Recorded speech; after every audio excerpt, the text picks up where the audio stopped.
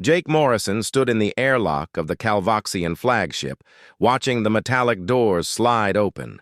His black diplomatic uniform was pressed perfectly, and his expression remained calm. Behind him, Captain Amy Rodriguez and 3 other human delegates waited in silence. They had traveled 3 weeks through space to reach this neutral station, all for what should have been a simple trade negotiation. The Calvoxian ship was massive, easily 10 times larger than any human vessel.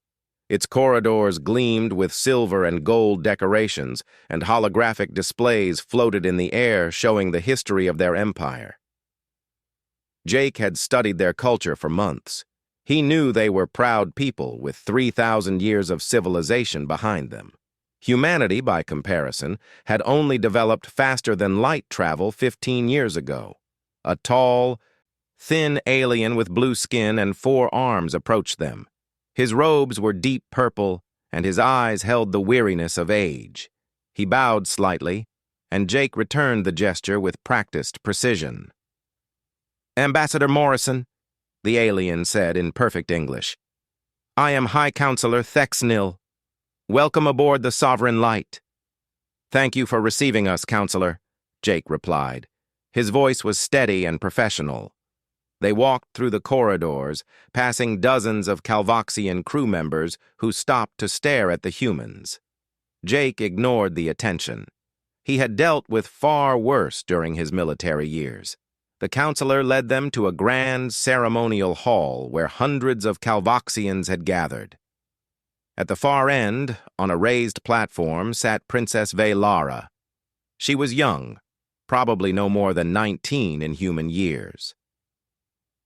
Her skin was a lighter shade of blue than the others, marking her royal bloodline. She wore a crown of crystalline material that sparkled under the lights. Her 3 eyes watched the humans approach with barely concealed amusement. Jake and his team stopped at the designated spot and bowed formally. The princess did not rise from her throne. Instead, she leaned back and gestured lazily with one of her 4 hands. "So these are the humans everyone has been talking about," she said. Her voice carried across the hall, and several Calvoxians chuckled. "They look exactly as I imagined. Small, simple, barely evolved enough to leave their cradle world." Jake's expression did not change. Amy tensed beside him, but she remained silent. Years of diplomatic training kept them all perfectly still. The princess continued, her voice dripping with condescension. "Tell me, Ambassador Morrison, do you even understand proper galactic protocols? Or did your people simply stumble through the cosmos like children and hope someone would teach you manners?" The hall erupted in laughter. Several young Calvoxians pointed at the humans, whispering among themselves. High Counselor Thexnil closed his eyes briefly, his face showing deep concern. Jake stood there, his hands clasped behind his back. He looked directly at the princess. His face showed nothing, no anger, no embarrassment, no reaction at all. The silence stretched for 10 seconds, 20 seconds, 30 seconds. Then Jake turned around. He walked toward the exit with measured steps. His boots clicked against the polished floor in perfect rhythm. Amy and the other delegates immediately followed him. Not one of them looked back. Not one of them said a word. Princess Velara sat up straighter, confusion crossing her face. "Where are you going? I have not dismissed you." Jake did not stop. He did not turn around. He simply walked out of the hall as if the princess had never spoken. The laughter in the hall died instantly. Calvoxians looked at each other, uncertain what had just happened. The princess stood from her throne, her 3 eyes wide with surprise. "Did he just walk away from me?" she asked, her voice rising. "Did that primitive human just turn his back on royalty?" High Counselor Thexnil stepped forward, his voice quiet but firm. "Princess, perhaps we should—" "This is perfect," the princess interrupted, laughing again. "He is even more primitive than I thought. He cannot even handle a simple conversation. Let him leave. We do not need humans anyway." But the counselor did not laugh. He watched the empty doorway where the humans had departed, and his expression grew darker. He had lived for 200 years, and had advised 3 emperors. He recognized something the young princess did not. Silence could be more powerful than any words. Jake and his team returned to their ship without speaking to anyone. The docking crew tried to ask questions, but Amy waved them away. Within 20 minutes, their vessel had detached from the Calvoxian flagship and turned toward home. Inside the ship, Amy finally spoke. "Sir, should we file a formal complaint with the Galactic Council?" Jake shook his head. "No." "Should we issue a statement?" "No." Amy frowned. "Then what do we do?" Jake sat in the captain's chair and looked out at the stars. "We do nothing. We say nothing, and we wait." "Wait for what?" "For them to understand what they have lost." Back on the Calvoxian flagship, Princess Velara celebrated what she believed was a victory. She told the story to her friends, laughing about how the human had run away like a scared animal. But High Counselor Thex Neal did not celebrate. He returned to his chambers and immediately began sending messages to the Calvoxian intelligence network. He needed to know everything about humanity. He needed to know what they had done before entering galactic politics. He needed to know why other species spoke about them with respect instead of mockery. By the time he received the reports 3 days later, his fears were confirmed. The young princess had made a terrible mistake, and the Empire would soon pay the price for her arrogance. The human ambassador had not run away in fear. He had simply decided that the Calvoxian Empire was not worth his time. 3 days after Jake Morrison left the Calvoxian flagship, something strange began happening across the galaxy. It started small, almost unnoticeable. A human trade minister named Lisa Chen was scheduled to sign a major contract with a Calvoxian mining colony. The contract involved rare metals worth billions of credits. Lisa arrived at the meeting, reviewed the documents, and then politely excused herself. "I apologize," she said with a professional smile. "Something has come up. We will need to postpone this agreement." The Calvoxian representatives were confused but not worried. They assumed she would return the next week. She never did. 2 days later, Ben Parker, the chief of the Human Exploratory Fleet, sent new orders to 15 research vessels. They had been mapping star systems near Calvoxian space, working on joint scientific projects. The orders were simple: redirect all missions to different sectors. No explanation was given. The Calvoxian Science Academy sent inquiries asking why the humans had suddenly changed their plans. Ben sent back a polite message saying that humanity had decided to focus on other priorities. Nothing more. By the end of the first week, the pattern became clear. Every human diplomat, scientist, trader, and military officer who had dealings with the Calvoxian Empire was quietly withdrawing. They did not file complaints. They did not make angry speeches. They simply stopped cooperating. Dr. Karen Phillips had been working on the Calvoxian outer colonies for 6 months. She was a medical researcher helping fight a plague that had killed thousands. Her work was saving lives every day. One morning, she packed her equipment, thanked the local governor for his hospitality, and left on the next transport ship. The governor begged her to stay. The plague was not yet defeated. People were still dying. But Karen just smiled sadly and said her time there was finished. "But why?" the governor asked desperately. "What did we do wrong?" Karen did not answer. She simply left. The same thing happened with human agricultural specialists who had been solving food shortages, with human engineers who had been upgrading Calvoxian infrastructure, with human translators who had been helping the Calvoxians communicate with newly discovered species. One by one, they all departed. Princess Velara heard about these incidents but dismissed them. She sat in her chambers with her friends, young Calvoxian nobles who agreed with everything she said. "The humans are being childish," she declared. "They cannot handle criticism, so they run away. This proves they are as primitive as I said." But High Counselor Thexneal knew better. He stood before the princess with reports from across the Empire. "Your Highness, this is not childish behavior. This is a coordinated response. The humans are not running away. They are sending a message." "What message?" The princess laughed. "That they are weak?" "That they do not need us," Thexneal said quietly, "and that we may need them far more than we realized." The princess waved her hand dismissively. "We are the Calvoxian Empire. We have existed for 3,000 years. We do not need humans who have barely learned to travel between stars." Thexneal said nothing more. There was no point in arguing with youth and arrogance. By the third week, other galactic civilizations began to notice. News networks across hundreds of worlds discussed the mysterious human withdrawal from Calvoxian space. Some species found it amusing, others found it concerning. The Vrex Collective, a powerful group of trading worlds, watched with particular interest. Their ambassador, a crystalline being named Shixtar, contacted Jake Morrison directly. "Ambassador, we have seen what happened with the Calvoxians," Shixtar said. "We want you to know that the Vrex Collective values humanity and wishes to strengthen our partnership." Jake met with Shixtar the next day. Within a week, they had signed 3 new trade agreements and a mutual defense pact.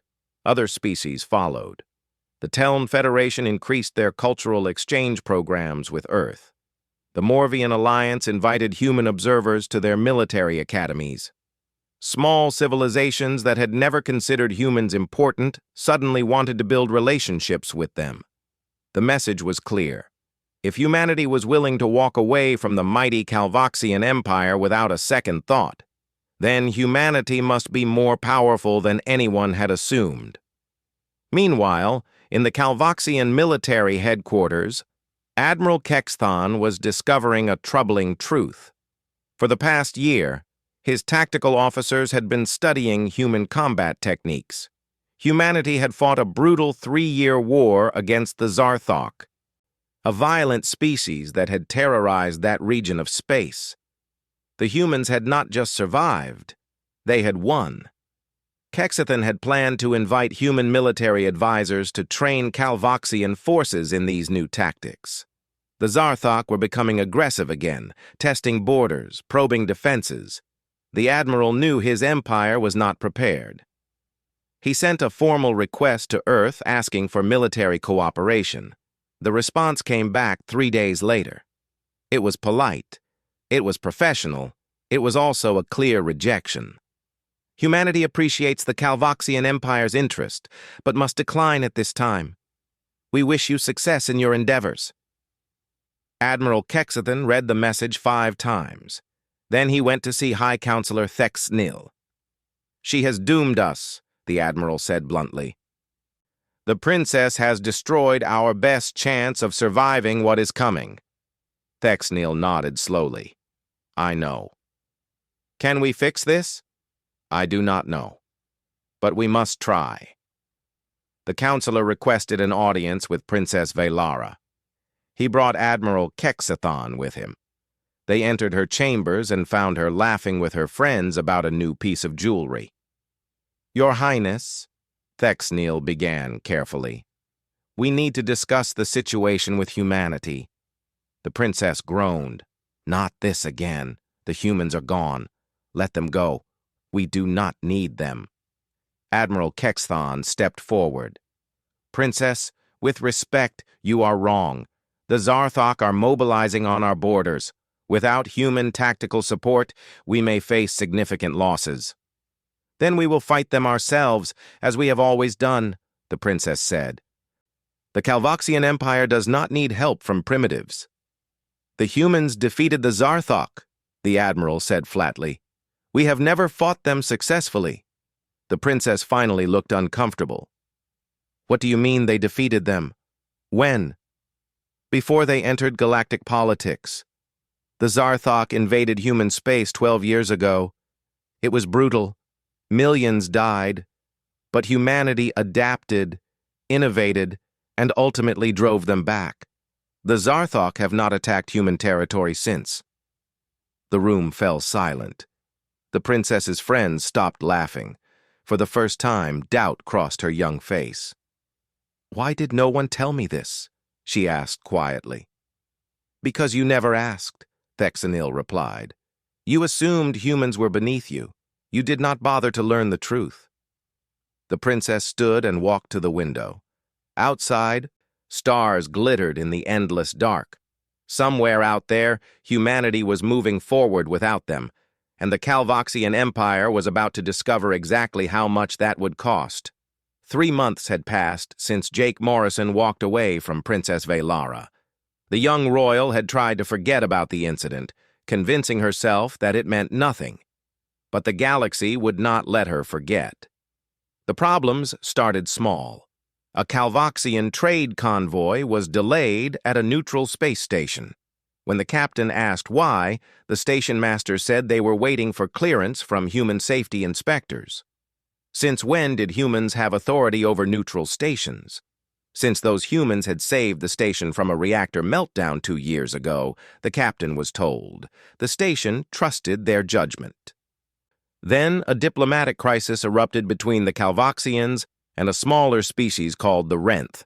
Normally, human translators would have helped negotiate. The Wrenth language was extremely difficult, and humans had developed the best translation programs. But when the Calvoxian ambassador requested assistance, Earth politely declined. The crisis remained unsolved. More concerning were the military reports. Zarthok ships were appearing near Calvoxian borders with increasing frequency. They were not attacking yet, just watching, testing, waiting for weakness. Admiral Kexthan sent urgent requests to the Calvoxian Empire's traditional allies. The responses were disappointingly weak. Yes, they would honor their defense treaties if war began. But no, they could not send additional forces right now. They had their own problems. Perhaps the Calvoxians should ask the humans for help. Princess Velara heard these reports but still did not understand. She sat in the war room with her military council looking at star maps. "Why does everyone keep mentioning the humans?" she demanded. "They are newcomers. What could they possibly offer us?" Admiral Kexthan looked tired. He had not slept well in weeks. "Your Highness, perhaps you should watch this." He activated a holographic display. It showed a recording from a galactic news network. A human man sat across from an alien interviewer. The caption identified him as Kevin Brooks, a human scientist and cultural ambassador. "Dr. Brooks," the interviewer asked, "there has been much discussion about humanity's withdrawal from Calvoxian space. Some say your people were insulted by Princess Velara's words. What is your response?" Kevin Brooks smiled. It was not an angry smile or a sad smile. It was calm and confident. "We do not need to justify our worth to anyone," he said simply. "Our actions speak for themselves. If the Calvoxian Empire wishes to believe we are primitive, that is their choice. We will continue working with those who value partnership and mutual respect." "But surely the princess's words were hurtful," the interviewer pressed. "Words are just words," Kevin replied. "What matters is behavior. We chose to spend our time and resources where they are appreciated. That is not weakness. That is wisdom." The interview ended.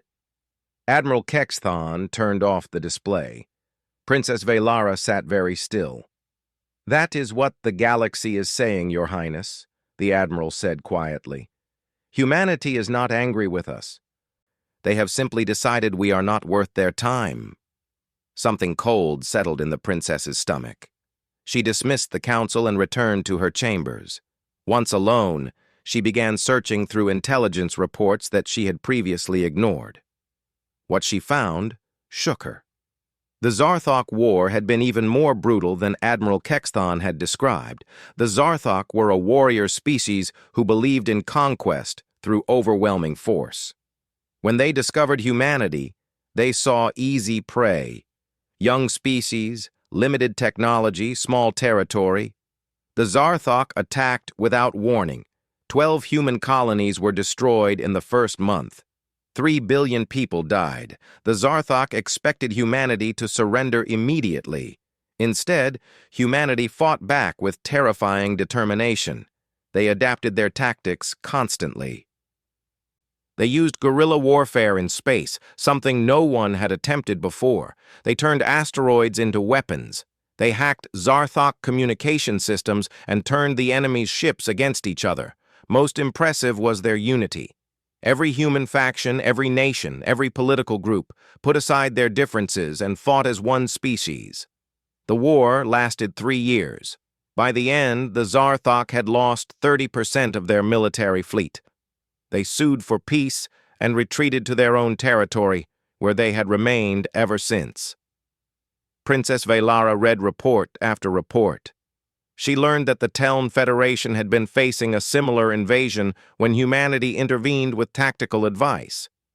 The Renth had been suffering from a pandemic when human doctors arrived with new medical techniques. The Morvian alliance had nearly collapsed during a civil war until human mediators helped broker peace. In 15 years, humanity had quietly become one of the most respected species in the galaxy. Not through military might alone, but through competence, reliability, and a willingness to help others. And Princess Velara had called them primitive. She looked at herself in the mirror. Her royal crown suddenly felt heavy and foolish.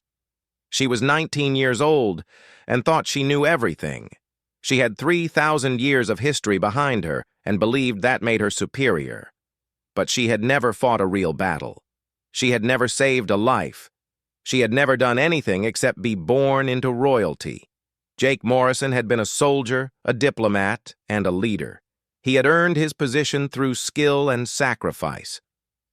And she had insulted him because she could not see past her own arrogance. A message alert chimed. Princess Velara opened it and felt her blood run cold. Her father, the Emperor, had collapsed. Stress had triggered a serious medical condition. The doctors were doing everything they could, but he was unconscious and might remain that way for months.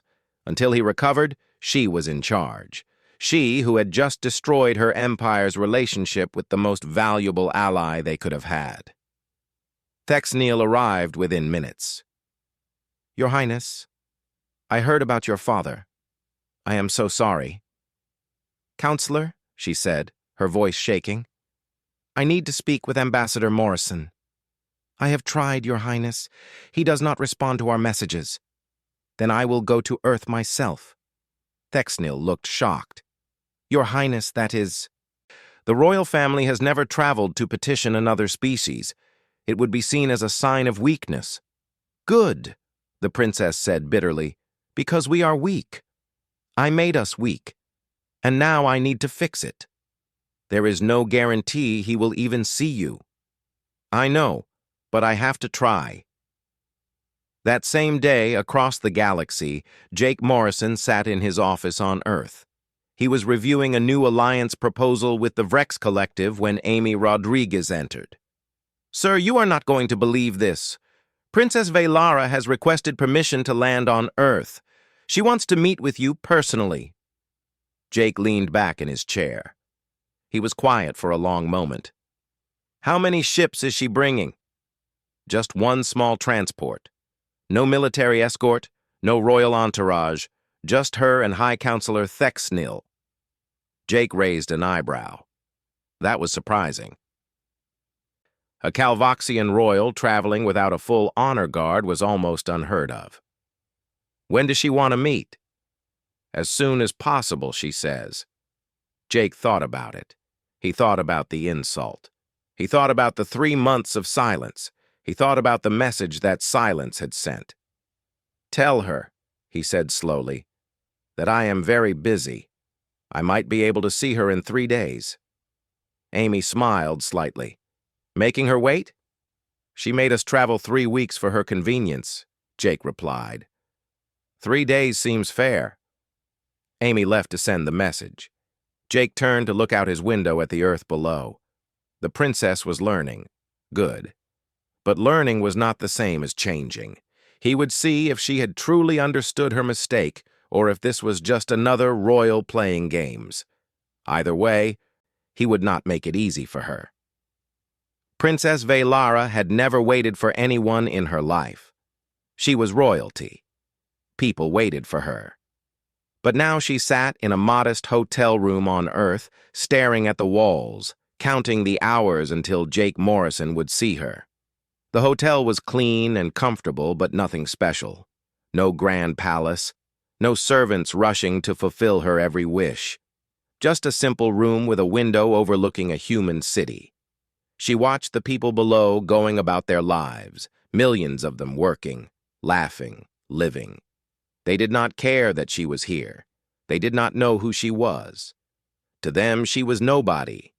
It was a strange feeling. High Counselor Thexanil sat across from her, reading reports on a data pad. His expression grew darker with each document.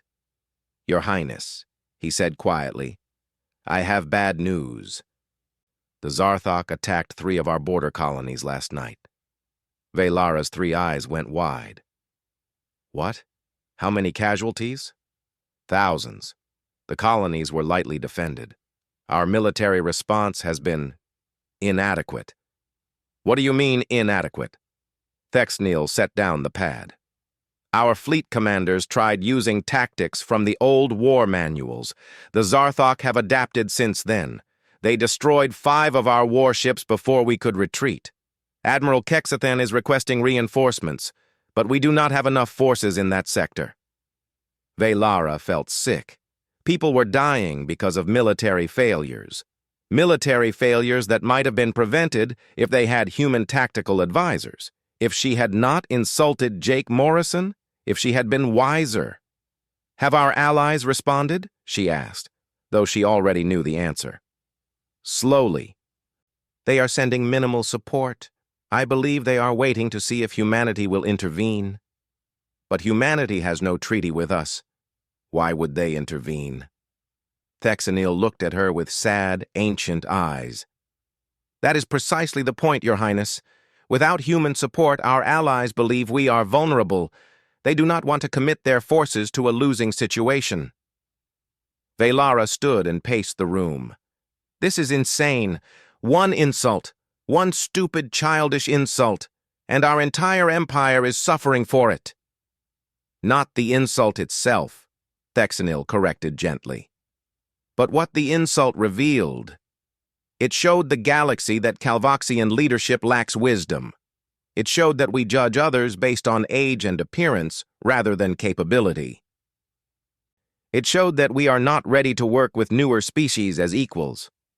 "But I am ready now," Velara said desperately. "I understand. I have learned." "Have you? Or do you simply want their help because you need it?" The question hit her like a physical blow. Velara stopped pacing. Was she sorry for the insult, or just sorry for the consequences? Did she respect humanity, or did she just want to use them? Before she could answer, her communication device chimed. It was a message from home. The Emperor's condition had worsened. He had fallen into a deep coma. The doctors could not predict when or if he would wake. She was now officially the ruler of the Calvoxian Empire. All decisions rested on her shoulders, including the decision of how to save her people from the Zarthok. The next morning, a human official arrived to escort her to the meeting with Jake Morrison. They traveled through the city in a simple vehicle. No parade, no fanfare, just a quiet drive through streets filled with ordinary people. They arrived at the Human Council chambers in Geneva. It was an impressive building, but not overwhelming. Not designed to intimidate. Just solid and functional. Very human. Jake Morrison's office was on the 15th floor. The official led them to a waiting room. "Ambassador Morrison will see you shortly," the official said, then left. Shortly turned into an hour, then 2 hours. Velara fought the urge to complain. She knew what Jake was doing. He was making her feel what he had felt. The disrespect, the dismissal, the sense of being unimportant. She deserved it.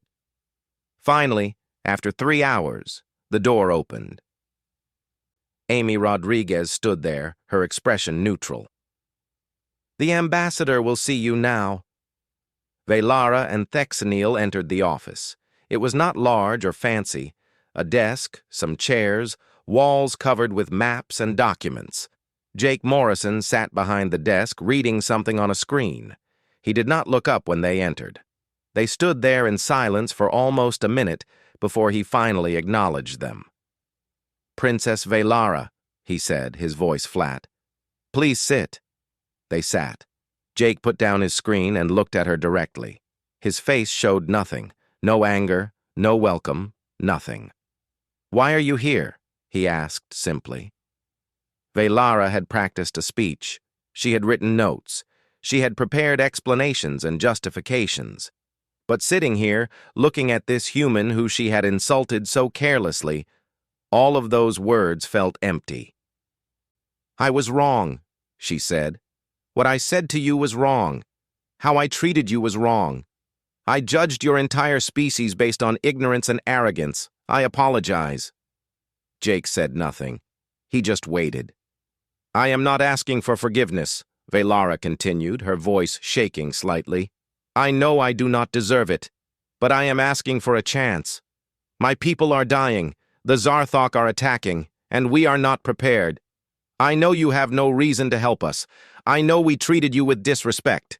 But I am begging you, not as royalty, but as one leader to another, please help my people." The silence stretched. Jake's expression did not change. When he finally spoke, his voice was cold. "You are right. You do not deserve forgiveness. But more importantly, you are asking the wrong question." Velara blinked. "What do you mean?" "You are asking me to save your people from consequences that you created. You insulted humanity, and we withdrew our cooperation. Now you face problems, and you want us to fix them. That is not how partnerships work." "Then what do you want?" Velara asked, tears forming in her eyes. "I will give you anything." "I do not want anything," Jake said. "That is the problem. You think this is a transaction. You think you can pay your way out of disrespect. But respect is not bought. It is earned." Thexanil spoke for the first time.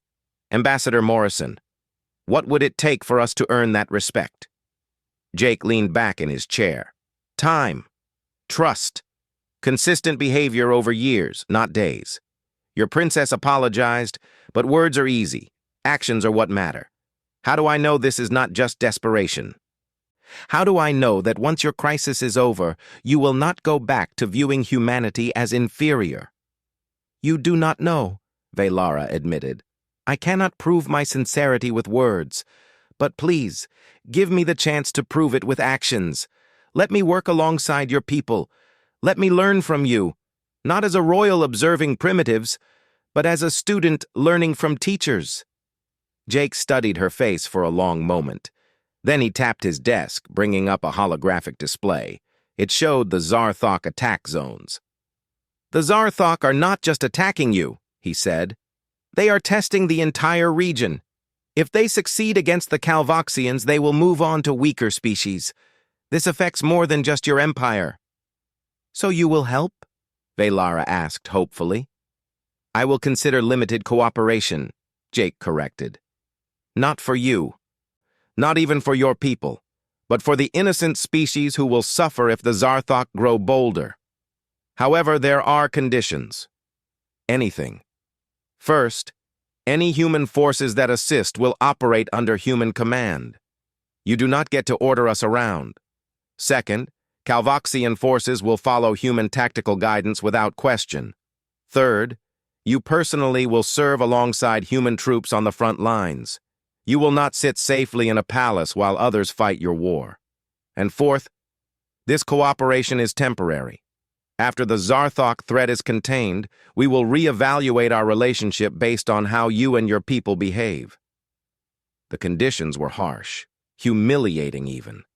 But Velara did not hesitate. "I accept." Jake nodded slowly. "Then we have an agreement. Limited cooperation. Nothing more." As Velara stood to leave, Jake spoke one more time. "Princess, you made a mistake. A serious one. But everyone makes mistakes. What matters is what you do next. I hope you prove me wrong about you." For the first time since entering the office, Velara saw something in his eyes. Not warmth exactly, but perhaps a small possibility of it. A chance. She would not waste it. The human military transport ship was nothing like the luxury vessels Princess Velara was used to. The walls were gray metal, the bunks were narrow, and the food was basic rations designed for efficiency, not taste. 50 human soldiers shared the space with her, along with High Counselor Thexnil, who insisted on staying by her side. Velara wore simple combat armor, the same type issued to every soldier. Her crown remained back on Earth, locked in a storage facility. Here, she was not royalty, she was just another fighter preparing for battle. The human soldiers treated her with polite distance. They did not mock her, but they did not respect her either. Respect had to be earned, and she had not earned anything yet. Commander Danny Foster ran the human tactical operation.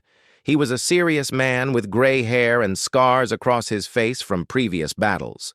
He had fought in the Zarthok War and survived some of the worst combat humanity had ever seen. He gathered everyone for a briefing. The holographic display showed the combat zone, a star system with 3 Calvoxian colonies under siege. "The Zarthok control the outer planets," Danny explained. "They are using them as bases to launch raids on the inner colonies. Our objective is to take back those bases and force them to retreat. This will not be easy. The Zarthok are experienced warriors and they do not surrender." One of the human soldiers raised her hand. "Sir, what about the Calvoxian fleet? Will they support us?" Danny glanced at Velara. "Admiral Kexthan has positioned his ships in defensive formations around the colonies. They will provide cover, but the main assault will be led by human forces. The Calvoxians are learning new tactics." It was a diplomatic way of saying the Calvoxian military was outdated. Velara felt shame burn through her. Her empire had grown comfortable over centuries of peace. They had forgotten how to truly fight. The next few weeks were the hardest of Velara's life. The human soldiers woke at dawn and trained constantly. They drilled combat maneuvers, practiced equipment maintenance, and studied enemy tactics. Velara participated in everything, despite her exhaustion. Her royal tutors had taught her art, history, and diplomatic protocol. They had never taught her how to carry a heavy pack for 12 hours. They had never taught her how to strip and reassemble a weapon in under 2 minutes. They had never taught her what fear truly felt like. The human soldiers began to notice her effort. She never complained. She never asked for special treatment. When she failed at something, she tried again until she succeeded. Slowly, almost imperceptibly, the distance between them began to shrink. One evening, a young human soldier named Pete sat down next to her in the mess hall. He was maybe 20 years old, with kind eyes and an easy smile. "You are doing good, Princess," he said casually. "Please just call me Velara.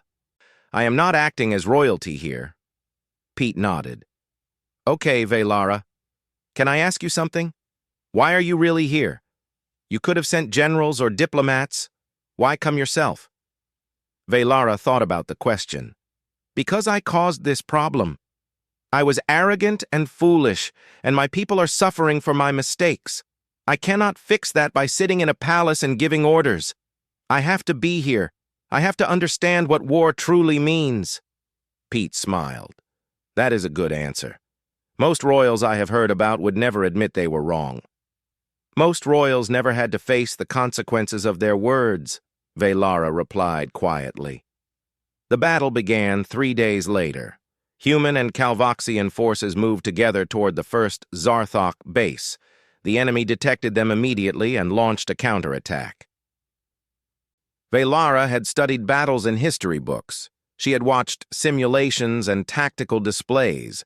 Nothing prepared her for the reality, the sounds of weapons fire, the acrid smell of burned metal, the screams of wounded soldiers, the absolute chaos of combat. Commander Danny's voice cut through the confusion on the communication channel. "All units, maintain formation, follow the plan. Do not let them scatter you." The human forces moved with practiced precision. They used cover effectively, coordinated their fire, and adapted when the Zarthok changed tactics. The Calvoxian forces, following human guidance, managed to hold their positions despite being less experienced. Velara fought alongside Pete and his squad. Her hands shook and her heart pounded, but she kept moving. When Pete was pinned down by enemy fire, she provided covering fire so he could retreat. When another soldier was wounded, she helped drag him to safety. The battle lasted 6 hours. By the end, the Zarthok base was destroyed, but the cost was heavy. 15 humans died. 27 Calvoxians died. Dozens more were wounded. Velara sat in the medical bay afterward, covered in dirt and blood that was not her own. She had never seen death before. Not real death. Not people who had been alive and talking one moment, then gone the next. Jake Morrison arrived on a command ship the next day to review the operation. He walked through the recovered base with Commander Danny, examining the damage and discussing tactics. When he saw Velara sitting alone, he approached. "Are you hurt?" he asked, his voice showing a hint of concern. "No. Physically, I am fine." She looked up at him with haunted eyes. "But I cannot stop thinking about the people who died, humans and Calvoxians both. They died because of a war that I helped cause." Jake sat down beside her. "They died fighting the Zarthok. That is not your fault. If I had not insulted you, if we had been working together these past months, maybe we would have been better prepared. Maybe fewer would have died." "Maybe," Jake agreed. "But you cannot change the past. You can only control what you do next." Velara wiped her eyes. "Pete, the young soldier, he saved my life today. He pushed me out of the way when a blast was coming toward me. He could have died protecting someone who had insulted his entire species." "That is what soldiers do," Jake said. "They protect others, even when it is hard, even when it is not fair. That is the difference between talking about honor and actually living it." Over the next 2 months, the combined human and Calvoxian forces pushed the Zarthok back system by system. The battles were brutal, but they were winning. The Zarthok, facing determined resistance and superior tactics, began to retreat. Velara fought in 7 more battles.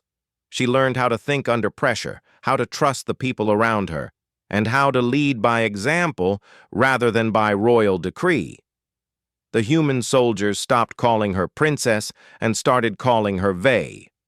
It was a nickname, casual and friendly. She treasured it more than any royal title. Admiral Kexthan visited the front lines and was shocked by what he saw. Princess Velara, covered in dust and exhaustion, planning the next operation alongside human commanders. Treating them as equals, listening to their advice without arrogance. "Your Highness," he said privately, "you have changed." "I hope so," Velara replied. "I was a child pretending to be wise. Now I am just trying to learn." The final battle came 4 months after the campaign began. The Zarthok made one last attempt to break through the defensive line.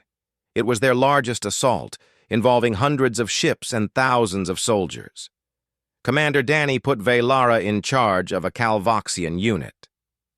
"Show me what you have learned," he said simply.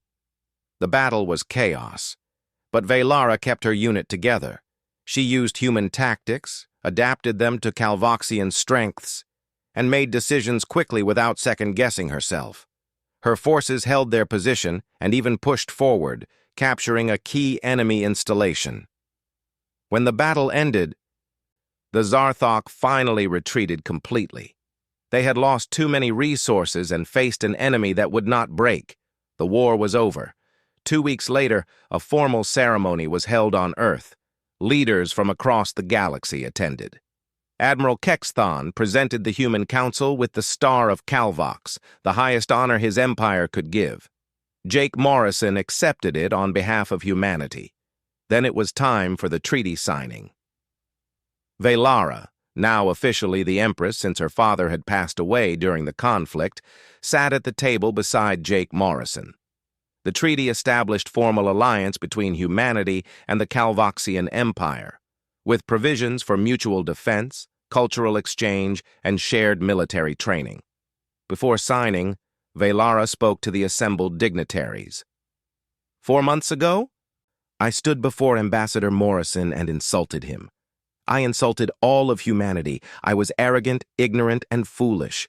I believed that age and history made me superior. I was wrong. She looked directly at Jake. Ambassador Morrison could have let my empire fall. He had every right to refuse my requests for help. But he chose to look beyond my failure and see the innocent people who would suffer. He chose mercy. He chose to give me a chance to prove I could be better. She held up the signing pen. This treaty is not just an alliance between nations.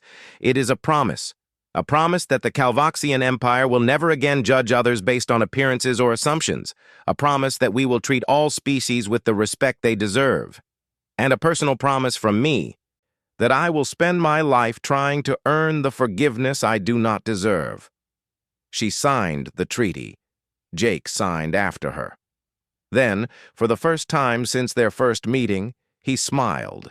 It was a genuine smile, warm and welcoming. He extended his hand. Velara shook it, and the room erupted in applause.